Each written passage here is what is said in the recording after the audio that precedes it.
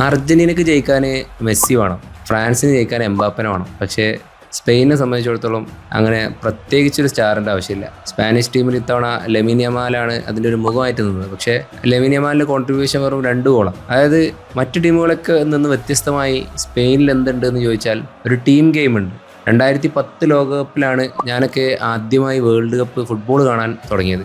എന്നൊക്കെ ഫാനാക്കി കളഞ്ഞ ഒരു സ്പെയിനിൻ്റെ ഒരു കളി ഉണ്ടായിരുന്നു. ആ കളിയെ അനുസ്മരിപ്പിക്കും വിധമുള്ളൊരു കളിയാണ് ഇന്നലെ കളിച്ചത്. ഈ ഒരു ടൂർണമെൻറ്റിലുടനീളം കളിച്ചത്. ആരാണ് വന്ന് ഗോൾ അടിക്കുന്നത് എന്ന് പ്രെഡിക്റ്റ് ചെയ്യാൻ പറ്റാത്ത രൂപത്തിലുള്ളൊരു ടീം ഗെയിം. അത് ഫുൾ ബാക്കായിട്ട് പെഡ്രോ പോറോ വരെ വന്ന് ഗോൾ അടിച്ചു പോകുന്ന രൂപത്തിലുള്ള കളിയാണ് സ്പെയിൻ കളിച്ചത് ഈ ടൂർണമെൻറ്റിലുടനീളം. പ്രത്യേകിച്ചൊരു സ്റ്റാറില്ല, പ്രത്യേകിച്ച് സ്റ്റാർ വാല്യൂ ഉള്ള അല്ലെങ്കിൽ ഭയങ്കരമായ സ്റ്റാർ വാല്യൂ ഉള്ള പ്ലേയേഴ്സ് വളരെ കുറച്ച് യങ് ടാലൻസ് പലരും സൗദി ലീഗിലൊക്കെ കഴിഞ്ഞ 2 വർഷമായിട്ട് സൗദി ലീഗിലൊക്കെ കളിച്ച ഐമറിക് ലെപ്പോർട്ടൊക്കെയാണ് ടീമിൻ്റെ സെൻറ്റർ ബാക്കായിട്ട് കളിച്ചുകൊണ്ടിരിക്കുന്നത്. ഇപ്പോൾ ഗോൾ കീപ്പർ ഉനൈ സിമോനെ എടുത്താലും അതുപോലെ തന്നെയാണ്. ഉനൈ സിമോണൊക്കെ അത്ലറ്റിക് ക്ലബിൻ്റെ പ്ലെയറാണ്.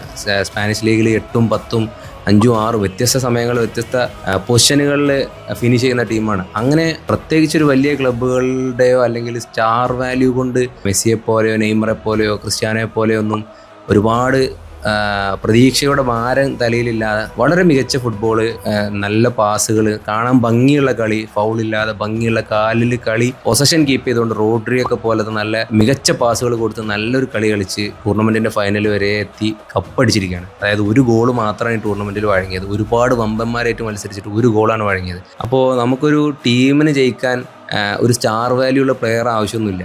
ഇതുപോലെ നല്ല മികച്ച ടീം ഗെയിം കളിച്ചാൽ എല്ലാവരും ഒരേ മനസ്സോടുകൂടി കളിച്ചാൽ കപ്പടിക്കുക എന്നുള്ളതിൻ്റെ ഏറ്റവും വലിയ ഉദാഹരണമാണ് സ്പെയിനിൻ്റെ വിജയം. ഒരു Spain fan, as A Spain fan 2010 ശേഷം മനോഹരമായ ഒരു സീസൺ, ഒരു ലോകകപ്പ് സീസൺ കണ്ട് ലോകകപ്പ് കണ്ട് ഫൈനൽ കപ്പടിച്ചതിൻ്റെ സന്തോഷത്തിലാണ് ഞങ്ങളുള്ളത്.